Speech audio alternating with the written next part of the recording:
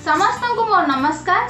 मु दीप्ति आपण मानको स्वागत करुछि मो यूट्यूब चैनल डीएस एम्बिशन को।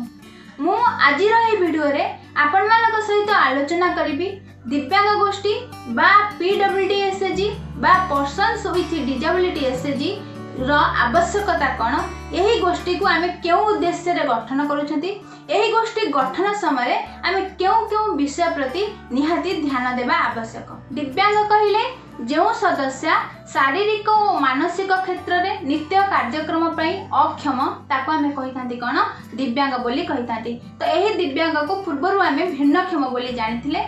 तो जिते बेले आमर माननीय प्रधानमंत्री नरेंद्र मोदी तांकर शासन भार ग्रहण कले तो से भिन्नक्षम नाम को परिवर्तन करी दिव्यांग रूपे कौन कले ना विवेचित कराइले। तो सही दिन ठारू आमे भिन्नक्षम परिवर्ते आमे तांको कोन कहउचंती ना दिव्यांग बोली कहउचंती। तो सही दिव्यांग सदस्य मानक कथा को आमे विचार को नेले आमे जानि परिबा केही केही सदस्य कोन होइचंती ना पृथ्वी को देखिबारु को कोन होइचंती ना वंचित होइचंती। तो केही केही सदस्य सुनिबारु वंचित, तो केही केही निजर भाषा को से माने कोन करि पारंती नाही ना परिप्रकाश करि पारंती नाही, केही केही निजर गोड़ नथिबारु अन्य स्थान को कोन करि पारंती नाही ना जाई पारंती नाही। तो हाथ नथिबारु केही केही सदस्य निजर कार्यक्रम से माने कोन करि पारंती नाही ना करि पारंती नाही। तो सेही परि केही केही सदस्य मध्ये आपण मानकर कोन थांती ना मानसिक विकलांग थांती। तो यही परिस्थिति रे आमे तांको जदि विचार करिबा तो आमे से माने सर्वदा कोन करथांती ना अन्य ऊपर निर्भर करी चली थांती। तो ए जो सदस्य माने केही केही जन्मरु होई थांती, तो केही केही पृथ्वी को आसिला परे कोनोसी दुर्घटना कारणरु किबा कोनोसी रोग कारणरु एभली एक स्थिति रे समान कोन करथांती ना गति करथांती। आमे जदि सेही सदस्य मानक कथा को जदि केते बेले आमे चिंता करिबा ताहले जानि परिबा से माने निजको केते असहाय अनुभव करती। जदि एही स्थितिटी कोनोसी गरीब परिवार रे देखा दिए ताहले स्थितिटी आहुरी जटिल होई जाए। तो से जो परिवारटी पुनः कौन हुए ना गरीबी आड़ को कौन होता है ना गति करि थाए। तो आमर परियोजना बा आमर जो केंद्र सरकार जो योजना कार्य करुछि DNRLM बा जातीय ग्रामीण जीविका मिशन तार लक्ष्य होछि कोन ना समग्र भारत वर्षर ग्रामांचलर गरीबी स्थिति को कौन करबा दूर करबा। ताहले आपण माने नजर पकांतु ए जो दिव्यांग सदस्य मानक पाखरे केते मात्रा रे गरीबी स्थिति रहिछि।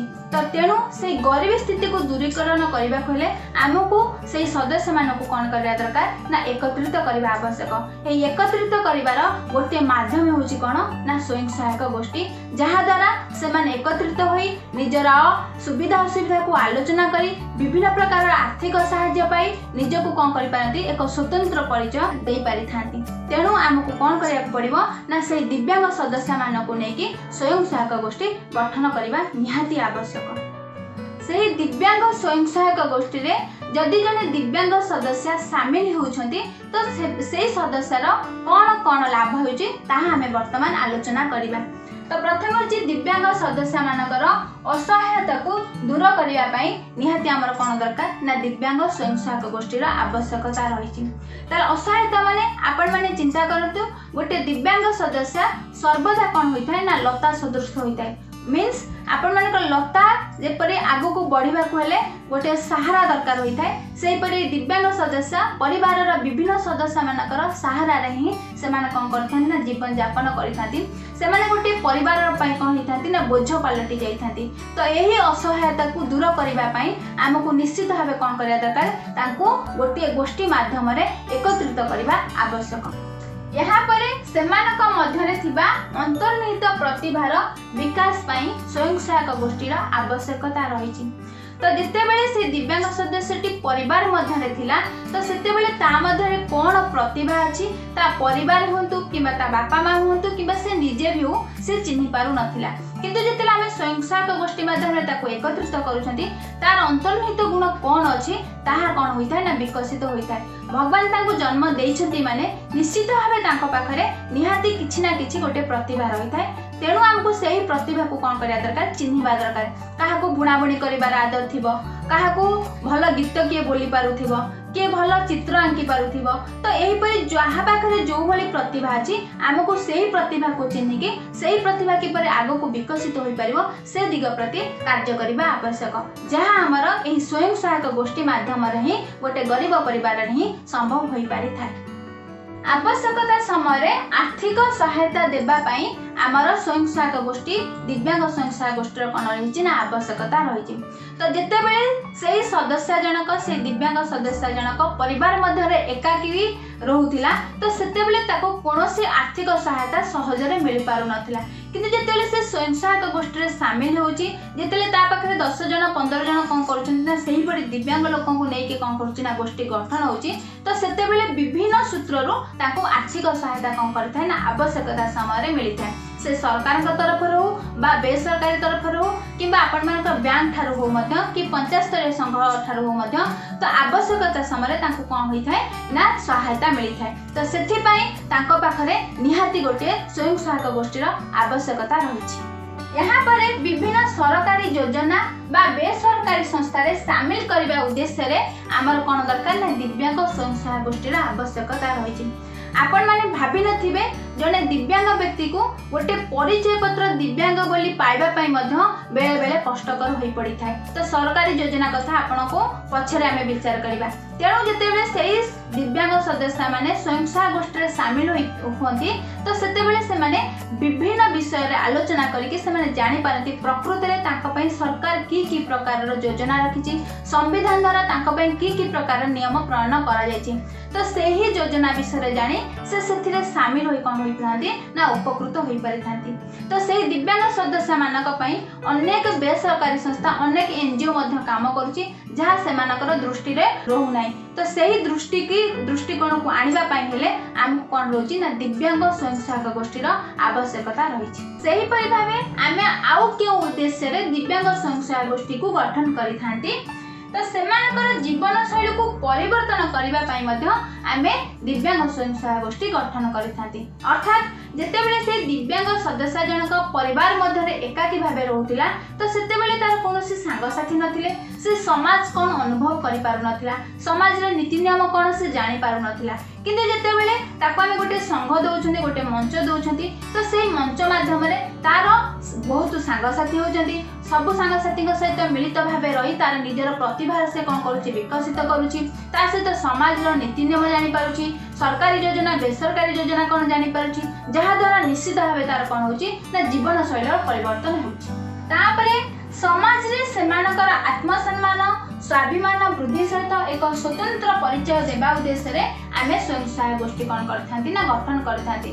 तो साधारणतः आमे यदि समाज को चिंता करिबा प्रत्येक सदस्यकर मन कोन होई न थाए एक होई न थाए प्रत्येक सदस्यकर विचारधारा मध्य एक होई न थाए। तो एही दिव्यांग सदस्य को आमे जते बेले देखंती तो केही सदस्य माने ताको कोन करंती ना थट्टा परिहास करंती ताको ठीक दृष्टि रे कोन करंती नाही ना देखंती नाही। तो सेही सदस्य मानकर निजर समाज रे गोटे आत्मसम्मान वृद्धि पई निजर प्रतिभार विकास पई आमे ताको कोन करथाय ना गोटे स्वतंत्र परिचय देबा पई हमर निहाती स्वयं सहायक गोष्ठी रो कोन रहिछि ना आवश्यकता रहिछि। आमे जदि चिंता करिबा आहुरी सदस्य मानकर दिव्यांग सदस्य मानकर जदि आमे स्वयं सहायक गोष्ठी गठन करूछंती आहुरी अनेक लाभ होउछि। किंतु यहा थिला हमर कोन मुख्यतः एही लाभ कोन होउछि ना गोटे दिव्यांग सदस्य जदि स्वयं सहायक गोष्ठी रे शामिल होउछि तार एम्ति भाबे कोन होउछि ना उपकृत होउछि। तो एबे आमे जानिबा से दिव्यांग गोष्ठी आमे जेतेले गठन करूछंती केउ विषय प्रति निहाती ध्यान देबा आवश्यक। तो आपण मानकर दिव्यांग गोष्ठीर सदस्यता संख्या होछि केते ना 5 रु 20 अर्थात 5 रु 20 जन सदस्य को नेकिनी दिव्यांग सदस्य को नेकी आमे कोन करथांती ना दिव्यांग स्वयं सहायक गोष्ठी गठन करथांती। कोठी ना ग्राम स्तर रे हमर जो साधारण स्वयं सहायक गोष्ठी बा महिला गोष्ठी थिला आमे ताको कोन करथिले ना गोटे साही बापडा रे करूथिले 10 रु 20 जन को नै करूथिले। किंतु दिव्यांग स्वयं सहायक गोष्ठी आमे जेतेले गठन करूछंती पूरा गां को नेकी करूछंती कारण आम पाखरे सेतिकी दिव्यांग सदस्य आम पाखरे न थाई पारती सेथि पई आमे तार लिमिट रखिचंती केते ना लोअर लेला आपनकर अति कम रे रहला केते ना 5 अति बेसी रे रहला केते ना 20। जदि सही गाँ रे 5 रु मध्य कम सदस्य अछंती ताले तांको मध्य हमें कोन करि परिबा हमर जो महिला स्वयं सहायक गोष्ठी अछि सेथरे हमें ताको शामिल करि परिबा। होय तो तांको नै कि गोटे पर्टिकुलर दिव्यांग गोष्ठी गठन करि न पारते किंतु तांको हमें नै कि महिला स्वयं सहायक गोष्ठी रे शामिल करि परिबा जोठी 5 रु कम दिव्यांग व्यक्ति अछंती।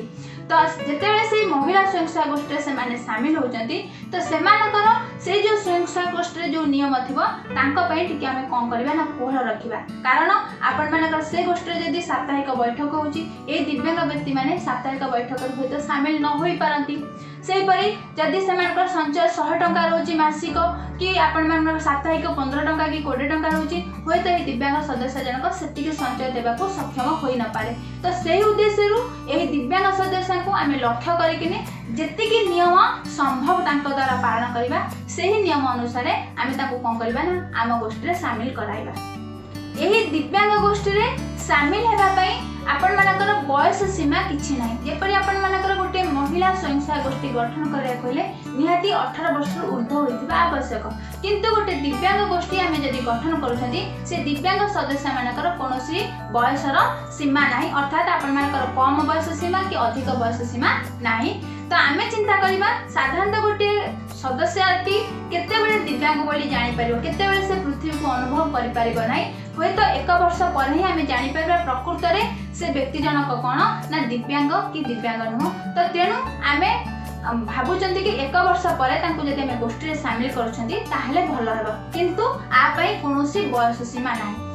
तथापि हमको नजर रखा पड़ो जदि 18 वर्ष सदस्य जनक कौन होती ना कम होती किंबा मानसिक विकलांग होती तो से गोष्ठी रे जो नीति नियम रहा कि गोटे बुद्धि विचार रे जो काम करवा पक्ष कौन होता है ना संभव होता है तेणु से क्षेत्र में से सदस्य मानकर जी अभिभावक थो हूँ तो पिता हो पारती माता हो पारती दादा हो पारती खुड़ी हो पारती कि जेजेबापा हो पारती कि जेजेमा हो पारती जी भी अभिभावक थे द्वारा गोष्ठी कौन हम ना नीति नियम को मना किंतु नाम कार से ही दिव्यांग सदस्य ना रहिबो। यहाँ सहित यही दिव्यांग गोष्ठी रे उभय पुरुष और महिला जे दिव्यांग होइतिबे सेमाने कोन होई परिबे ना शामिल होई परिबे कारण आपण मानकर सेमाने होजंती कोन ना शारीरिक बा मानसिक अक्षम तेणु आमको तांको पई कोन गोटे दरकार ना संग दरकार गोटे मंच दरकार तो सेही मंच रु आमे से पुरुष होंतु बा महिला होंतु ताको काहारी को भी आमे वंचित करि परिबा नाही आमे एठी नियम करि परिबा नाही कि केवल महिला दिव्यांग मानको नै कि आमे स्वयं सहायक गोष्ठी गठन करबा तेणु एही गोष्ठी रे उभय पुरुष और महिला कोन होई पारती ना शामिल होई पारती। यहाँ छड़ा गोटे परिवार रे जदि एकाधिक दिव्यांग व्यक्ति रहउचंती तले समस्त को नै मध्ये हमें कोन करि परिबा स्वयं सहायक गोष्ठी रे शामिल करि परिबा किंतु हमर साधारण स्वयं सहायक गोष्ठी रे कोन थिला गोटे परिवार रो जने सदस्य ही कोन करि परिबो ना सदस्यता पद ग्रहण करि परिबो किंतु हमें दिव्यांग गोष्ठी को जदि हमें विचार करबा ताहले आपण मानकर गोटे परिवार जदि 2 जन 3 जन दिव्यांग व्यक्ति अछंती तले से समस्त को नै कि हमको कोन करिया दरकार ना गोष्ठी रे शामिल करबा आवश्यक।